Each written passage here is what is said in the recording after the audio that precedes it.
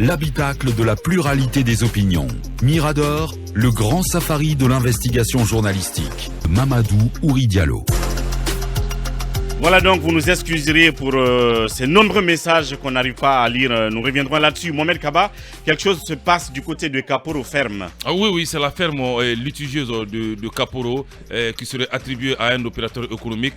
Aujourd'hui, c'est le qui-vive. On nous apprend qu'une vingtaine de pick-up déjà auraient encerclé la dite ferme. Et l'opérateur s'appelle Diallo Sarakadji. Les jeunes de Kaporo sont très en colère, ils sont très remontés. On espère que les autorités prendront dès ce matin cette situation à bras le corps, parce que ce n'est pas le moment des troubles sociaux dans le pays. Bien. Il faudrait qu'ils situent la responsabilité. On ne veut pas que les jeunes prennent la rue d'assaut, on ne le souhaite vivement pas. Mais aujourd'hui, ça ne va pas du côté de la ferme de Kaporo. On nous apprend que les jeunes sont séquestrés, il n'y a pas de passage et il y a une tension vive entre forces de l'ordre et ces jeunes. Donc l'alerte est donnée. La ferme de Kaporo, rien ne va de ce côté. Il faudrait que les dispositions idoines soient prises dès rapidement, parce que les jeunes sont très en colère. Bien, nous reviendrons sur ce sujet demain, pourquoi pas, mais pour l'instant, il y a quand même de l'électricité dans l'air, à l'attention donc des autorités, même si on nous dit que le quartier est pris d'assaut par des pick-up des forces de sécurité. Et puis, on devait tout à l'heure parler de ces révélations fracassantes, pour certains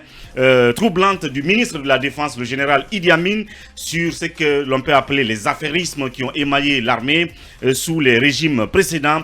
Tout ce qu'il a dû dire hier, sans doute avec les diligences de Talibé. Nous reviendrons sur tout ça demain, parce que ce serait intéressant qu'on parle de cette sortie du général Idi Amin qui a mis le doigt dans la plaie de notre armée. Là-dessus, on va évoluer et parler d'Alpha Condé cette fois-ci, qui séjourne à Ankara, mais il ne s'est pas tué à Talibé, puisque lui aussi a remué un peu son doigt dans la plaie politique. Oui, de notre pays. Oui, Alpha Condé nous apprend Jeune Afrique, est arrivé samedi soir à Istanbul, et François Soudan, qui est directeur de la rédaction de Jeune Afrique, dit avoir échangé au téléphone avec Alpha Condé, et que Alpha Condé lui a confié sa déception vis-à-vis de certains cadres. De certains cadres guinéens. Donc, officiellement, c'est la première fois que Alpha Condé, en tout cas, se confie à un média, se confie à un journaliste. Vous savez, après son séjour à Abu Dhabi, ce qui nous est parvenu de lui, c'est un audio dont on a dit qu'il a été enregistré clandestinement. Cette fois-ci, c'est un journaliste qui nous rapporte les propos de Alpha. On imagine que François Soudan a rapporté simplement 3 phrases, mais suffisamment expressives, de l'état d'âme et de la déception d'Alpha Condé. Mais on imagine que l'entretien a dû être plus long que ces 3 phrases-là, puisque Alpha, il dit que pour le moment, c'est son état de santé qui le préoccupe, mais qu'il reste déçu des cadres guinéens, et il dit que ces cadres n'aiment pas la Guinée. Ouais. Alors, de quel cadre parle-t-il? De quel cadre est-il déçu? Est-ce qu'il s'agit de ceux qu'il a appelés autour de lui pendant 11 ans pour gouverner ce pays? Mais bien évidemment, Talibé. Oui, est-ce qu'il parle exclusivement, par exemple, de Kassori, de Diané et de tous ses membres de gouvernement? Parce que, quoi qu'on en dise, le 5 septembre, c'est un autre de ses hommes de confiance qu'il a renversé, le colonel Mamadi Doumbouya,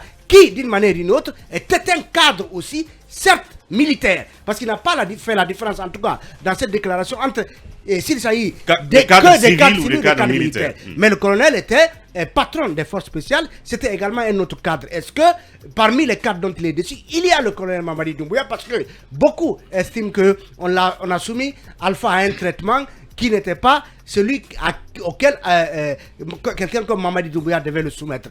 Est-ce que aussi, c'est les cadres dont il parle, justement, il s'agit, certains vont jusqu'à se poser la question, parce qu'on avait posé la question ici aux responsables du RPG qui ont rencontré Alpha Condé pour leur demander est-ce que Alpha avait parlé de la situation carcérale de Kassori et compagnie. Quelle est sa position vis-à-vis justement de cette situation? Donc, Alpha, quelque peu énigmatique, parce qu'on ne nous a rapporté que ces 3 phrases lapidaires. Toujours est-il que quand Alpha nous dit qu'il est déçu des cadres guinéens, cela pose beaucoup d'interrogations.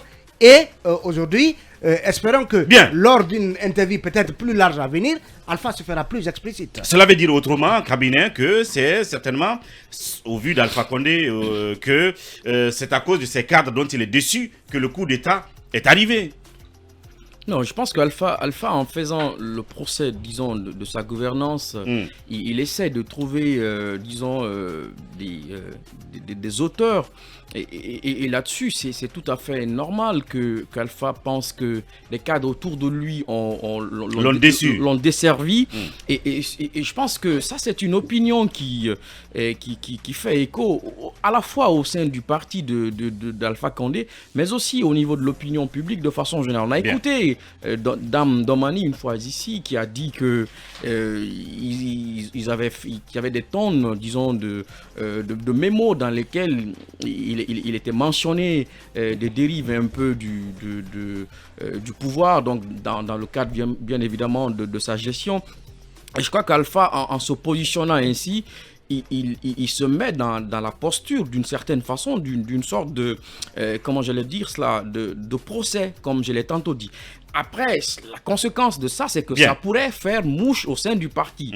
S'ils ne nomment pas effectivement qui sont ces cadres-là, alors même que l'essentiel de ceux avec lesquels il a gouverné, ce sont des gens du parti, parce qu'Alpha étant d'un profil militant, même s'il y a eu quand même d'autres qu'il a fait engager auprès de lui, mais ça reste quelque chose d'assez essentiel du moment où, pour une première fois, Alpha prend la parole. Et l'autre implicite, c'est que Alpha a donné une interview à François Soudan, c'est donc la première conséquence de la liberté que le colonel, et plutôt le CNRD, a annoncé. Donc je pense qu'on ne devrait pas, d'une certaine façon, l'en vouloir, parce que pour plusieurs personnes, la vidéo qui avait fuité et notamment l'audio ont été en réalité un élément qui a précipité donc le retour d'Alpha Condé. Donc on pense qu'Alpha Condé, on ne le fera pas revenir. Emmanuel Milibouno, à la suite donc de cette interview. Je crois qu'Alpha Condé, je pense qu'il est droit dans la ligne qu'il a toujours tracée d'ailleurs, en disant qu'il est déçu. Il a toujours dit qu'il était déçu. Rappelez-vous, je pense que c'était à l'inauguration d'une banque un moment où il a dit désormais tous ceux qui volent iront en prison. Absolument. Évidemment, avant le coup d'État. Voilà, il savait que des gens autour de lui volaient. Ça, c'était un constat que Alpha, c'était une profession de foi. Peut-être qu'après le coup d'État, il découvre encore plus non, mais la attention, profondeur je pense qu'Alpha avait conscience. La catastrophe. Il avait conscience du vide qui a été créé autour de lui. Parce que si un président va jusqu'à prendre la décision, Mamadou Sylla est allé à le dire ironiquement, que même les petits chèques, si Alpha ne signe pas, ça ne sort pas. Donc déjà, au moment où il était encore président de la République, il avait compris qu'il était en réalité dans une sorte il était pris dans un engrenage d'où il ne pouvait pas échapper. Il a pratiquement fermé, comme on le dit, tous les robinets. L'argent passait par lui pour se retrouver dans les départements finalement. Et quand on en arrive là, c'est que quelque part on est déçu, on pense que l'administration, ça ne fonctionne pas correctement. Et je pense qu'aujourd'hui, ce qu'il vient de dire, c'est tout à fait à droite ligne avec ce qu'il a toujours fait. Et d'ailleurs, je vais terminer par ça, des informations nous ont d'ailleurs révélé l'idée de mettre en place un pôle de juges en matière de répression d'infractions économiques et financières. C'est venu d'Alpha Condé, qui en a choisi quelques-uns même, qu'il a envoyé se faire former. Alors, d'Alpha Condé